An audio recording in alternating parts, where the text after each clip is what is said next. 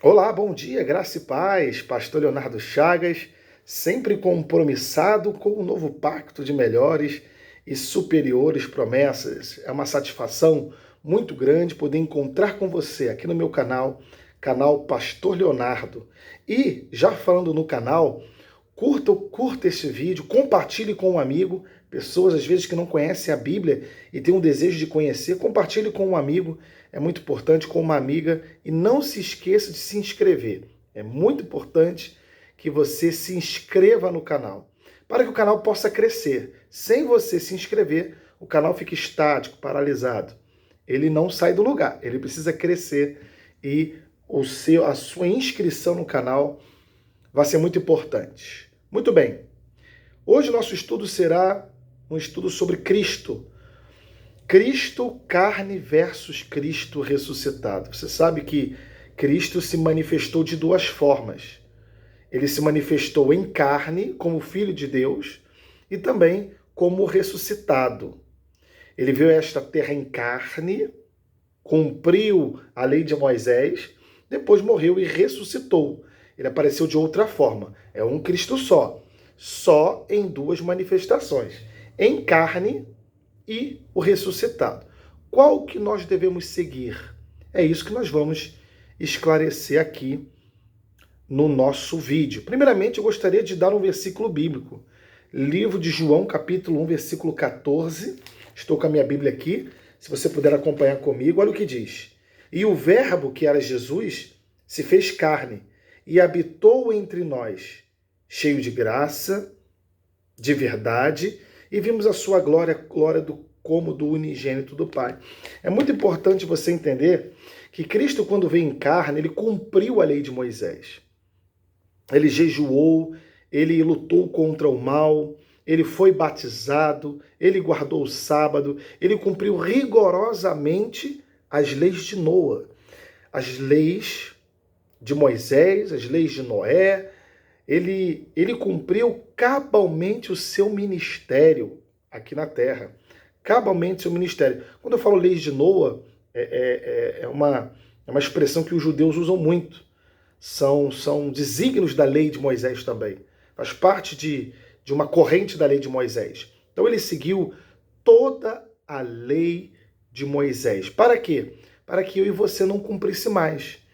Então, o que ele fez? Ele veio para cumprir a lei. Ele veio para cumprir e abolir a lei de Moisés, para que se estabelecesse a graça de Deus. Para que se estabelecesse um novo pacto de melhores e superiores promessas, que é a graça, o Cristo ressuscitado. Ele já ressuscitado. Olha aqui em Mateus capítulo 5, versículo 17. Se você tiver uma Bíblia aí, você acompanhe comigo. Mateus capítulo 5. Livro de Mateus. Mateus era um cobrador de impostos, um coletor, amando de Roma. Largou tudo para seguir Jesus. Mateus 5, 17 diz assim: não penses que vim revogar a lei ou os profetas. Olha só, que interessante. Não vim para revogar, vim para cumprir. Ele veio para cumprir. Se ele cumpriu a lei e deu o fim na lei também, Romanos 10,4 fala que o fim da lei é Cristo, Paulo fala que é Cristo, nós não precisamos cumprir. Esse foi o ministério do Cristo da carne. O Cristo que andou em Cafarnaum, que andou na Judéia, que andou em Tiro, que andou em Betsaida, que andou no Mar da Galileia, que fez milagres, que curou leprosos, paralíticos, endemoniados. Esse foi o filho de José e de Maria, que era o próprio Deus. Estava em manifestação de carne. Só que agora ele não está mais. Eu não estou vendo Jesus aqui em forma de carne. Agora o Espírito Santo está em mim. Agora ele é o ressuscitado. É esse Cristo que nós devemos seguir, o ressuscitado. Olha o que diz em Hebreus 2,17 também. Eu achei interessante esse texto de Hebreus, que fala que ele é carne e ele é Deus. Olha só, Hebreus capítulo 2, Hebreus capítulo 2, versículo 17. Olha aqui, ó, Hebreus 2,17. Por isso mesmo convinha que em todas as coisas se tornasse semelhante aos irmãos. Ele na carne. Ele foi tentado, ele foi tentado semelhantemente a nós, para ser misericórdia e fiel, sumo sacerdote nas coisas referentes a Deus e para fazer a propiciação pelos pecados do povo. Pois naquilo que ele mesmo sofreu, tendo sido tentado, é poderoso para socorrer os que são tentados. Então ele veio na carne, morreu entre nós e por nós, fora de Jerusalém, para hoje vivermos a plenitude da graça de Deus. Ele era carne e ele era Deus. Ele era homem e ele era Deus. 100% homem, 100% Deus. Carne, agora o ressuscitado. Então Paulo agora não traz o Cristo da carne. Porque Paulo, quando teve contato com o Cristo da carne, se teve, acredito que Paulo não teve contato com o Cristo da carne, lá de Jerusalém, andando por Jerusalém, Paulo não teve esse contato. Paulo já viu o Cristo ressuscitado, lá em Atos 9. É esse que nós temos que seguir. É a doutrina da igreja, o Cristo da fé, o ressuscitado. Olha como é que Paulo diz em 2 Coríntios 5,16. Olha que interessante. Anote esses textos bíblicos. É bom para o seu conhecimento. As pessoas não têm conhecimento da graça, então vivem no Cristo da carne.